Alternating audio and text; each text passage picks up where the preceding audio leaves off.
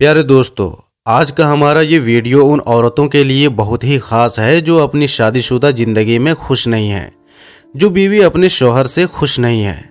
क्योंकि आज इस वीडियो में हम आपको बताने वाले हैं कि एक शादीशुदा औरत अपने घर से एक गैर मर्द के साथ कब और क्यों भागती है, और जब भाग जाती है तो उसके साथ में क्या मामला होता है, यानी कि घर से भागने का अंजाम क्या होता है।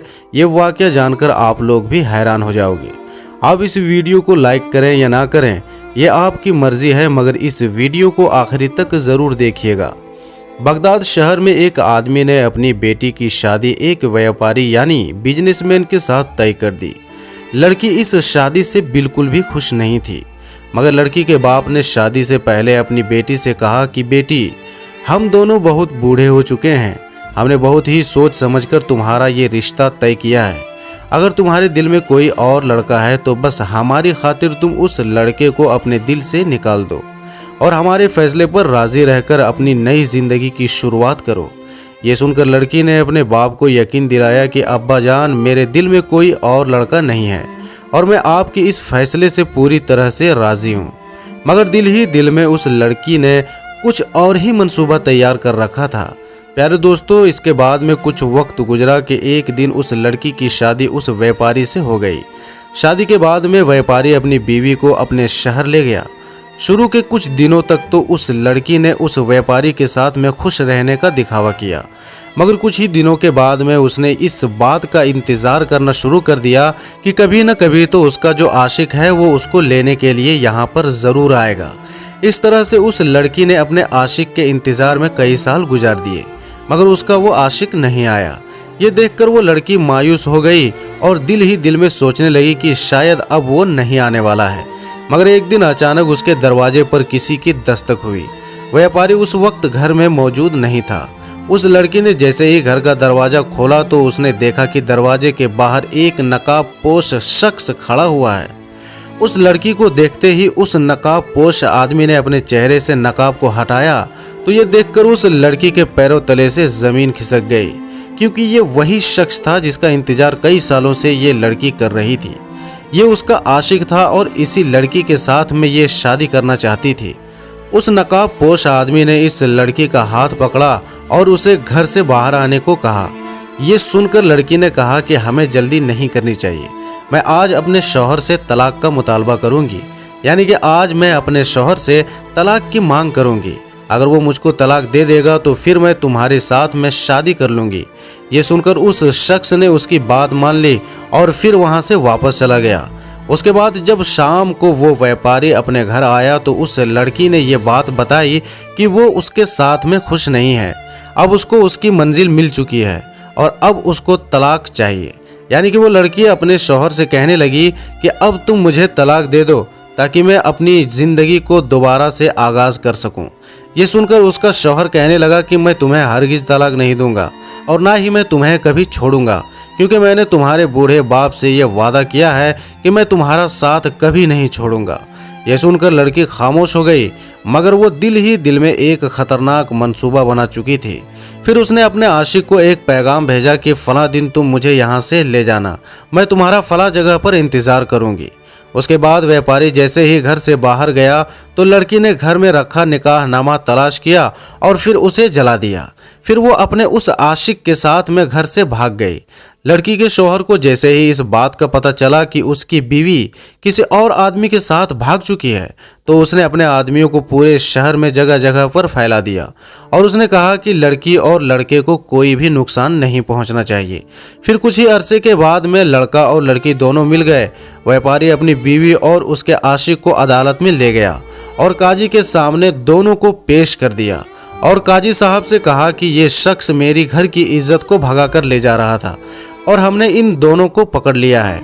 ये सुनकर वो लड़की काजी के सामने खड़ी हुई और कहने लगी, काजी साहब, ये आदमी झूठ बोल रहा है, मैं तो इसको जानती भी नहीं हूँ, मेरा शौहर तो यही है जिसके साथ में मुझको पकड़ा गया है। फिर वो आदमी भी झूठे इल्जाम के साथ कहने लगा कि हाँ, ये मेरी बीवी है और हम इस शख्स को जानते भी नहीं हैं। ये सुनकर काजी साहब ने कहा, क्या वाकई में तुम इस व्यापारी को नहीं जानती हो और क्या तुम इसको पहली बार देख रही हो? तो ये सुनकर लड़की झूठी कसम खाकर कहने लगी कि काजी साहब, मुझे अल्लाह की कसम है, मैं इस व्यापारी को नहीं जानती हूँ और ना ही इससे पहले मैं कभी मिली हूँ। फिर काजी साहब ने उस व्यापारी से कहा कि क्या तुम्हारे पास निकाहनामा मौजूद है? तो व्यापारी कहने लगा कि हाँ, मेरे पास निकाहनामा मौजूद है। तो काजी साहब कहने लगे कि लाओ और निकाहनामा पेश करो। निकाहनामा तो इस लड़की ने पहले ही जला दिया था, इसलिए उसको ये निकाहनामा नहीं मिला। फिर वो शख्स गिड़गिड़ा कर कहने लगा कि काजी साहब, लगता है निकाहनामे को मेरी इस बीवी ने कहीं छुपा दिया है, इसलिए वो मुझे नहीं मिल रहा है। मगर मैं सच कहता हूँ, ये लड़की मेरी बीवी है। दोस्तों, इतना सुनने के बाद काजी साहब ने व्यापारी से कहा कि तुम मुझे अपने घर ले चलो, अभी थोड़ी ही देर में सच और झूठ का पर्दाफाश हो जाएगा। अभी थोड़ी देर में ही सच और झूठ जो भी होगा वो सामने आ जाएगा। फिर काजी साहब ने उस व्यापारी को साथ लिया और उस लड़की और उसके आशिक को भी साथ में ले लिया और व्यापारी के घर की तरफ चल दिए। घर जाकर काजी साहब ने व्यापारी से कहा, क्या तुम्हारे घर में कोई कुत्ता है? यानी कि क्या तुमने तुम्हारे घर में कोई कुत्ता पाल रखा है? तो व्यापारी ने कहा कि हाँ, मेरे घर में एक कुत्ता मौजूद है। फिर काजी साहब के सामने उस कुत्ते को लाया गया। काजी साहब ने उस व्यापारी के घर के सामने से 10 अजनबी औरतों को गुजारा। कुत्ता हर एक औरत को देखकर भौंकने लगा, यानी कि जैसे ही उस दरवाजे से कोई अजनबी औरत गुजरती तो कुत्ता उसे देखकर भौंकने लगता। मगर जैसे ही व्यापारी की बीवी घर के दरवाजे से गुजरी तो उस कुत्ते ने भौंकना बंद कर दिया, यानी कि वो बिल्कुल खामोश हो गया। तो ये देखकर काजी साहब ने कहा कि ऐ औरत, बस इस बात से ये साबित हो गया कि तुमने इस घर में और इस व्यापारी के साथ में इस घर में तुम रह चुकी हो, तभी तुम इस घर के कुत्ते के सामने अजनबी नहीं हो। फिर काजी साहब ने उस औरत को व्यापारी के हवाले कर दिया और उसके आशिक को गिरफ्तार कर लिया गया। मगर इसके दूसरे दिन व्यापारी ने एक अजीब ही फैसला किया। उसने अपनी बीवी को ये कहकर तलाक दे दिया कि अब मुझको तुम पर भरोसा नहीं रहा। अब अगर मैंने तुम्हें अपने घर में रखा तो तुम मेरी गैर मौजूदगी में कभी भी और किसी भी वक्त मेरे घर से भाग सकती हो, इसलिए अब मैं तुमको तलाक दे रहा हूँ। तलाक के बाद में वो औरत अपने उस आशिक के पास में चली गई। फिर कुछ ही अरसे के बाद में उस औरत ने और उसके आशिक ने शादी कर ली, लेकिन वो लड़की अपने आशिक को पहले जैसा समझ रही थी वैसा नहीं निकला। उसका आशिक तो एक बेकार शख्स था। वो हर रोज शराब के नशे में धुत रहता और अपने कई शराबी दोस्तों को अपने घर ले आता। फिर वो अपनी बीवी से कहता कि वो उसके दोस्तों के सामने नाच गाना करें। फिर वो औरत उसके दोस्तों की बुरी नीयतों को भांप कर उस घर से भाग गई और अपने बूढ़े माँ बाप के घर पहुंच गई। मगर माँ बाप ने ये कहते हुए अपने घर से वापस उसे निकाल दिया कि उसने उनको जीते जी पहले ही मार डाला है। आखिर में वो थक हार कर और परेशान होकर वापस अपने व्यापारी शौहर के पास आ गई और उसके पैरों में गिर कर गिड़गिड़ाने लगी और कहने लगी कि उसे बहुत बड़ी गलती हो गई, अब वो उसको माफ़ कर दें और अब उसके साथ में वो दोबारा निकाह कर ले। व्यापारी ने देखा कि उसको अपनी गलती का एहसास हो चुका है, इसलिए उसने फिर से उसके साथ में दोबारा निकाह कर लिया। इसलिए दोस्तों, सच कहते हैं कि अगर कोई इंसान शादी की कदर ना करे, यानी कि जिसके साथ में भी उसकी शादी हो जाए उसकी कदर ना करे और सिर्फ अपने नफ्स की पैरवी करे, फिर ऐसे इंसान को तबाह बर्बाद होने से कोई नहीं रोक सकता। क्योंकि इंसान जिसको मुश्किल समझ रहा होता है, अल्लाह की नज़र में वो एकदम आसान होता है और सही होता है और इंसान के लिए बेहतर होता है। और इंसान जिसको सजा समझ रहा होता है वो उसके लिए बिल्कुल अच्छा और ठीक होता है। बस वक्त देना होता है, सब्र करना होता है, फिर पता चलता है कि कौन सा वक्त अच्छा था और कौन सा वक्त बुरा है। और हमेशा शादीशुदा लोगों को इस बात को हमेशा याद रखना चाहिए कि शादीशुदा जोड़ों को अपनी माजी में जीने से अच्छा है कि वो अपने आज में जिए और अपने मुस्तकबिल के लिए बेहतर से बेहतर फैसले करें। अपने माजी को पीछे ही छोड़ देना बेहतर होता है और चाहे हालात कैसे भी हो जाए, एक दूसरे का साथ कभी नहीं छोड़ना चाहिए।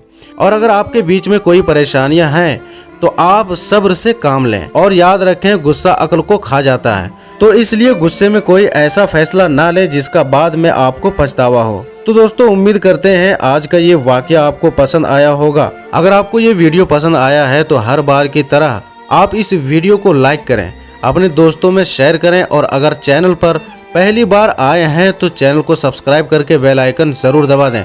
हम मिलते हैं फिर एक और नई वीडियो के साथ, तब तक के लिए अस्सलाम वालेकुम, अल्लाह हाफिज।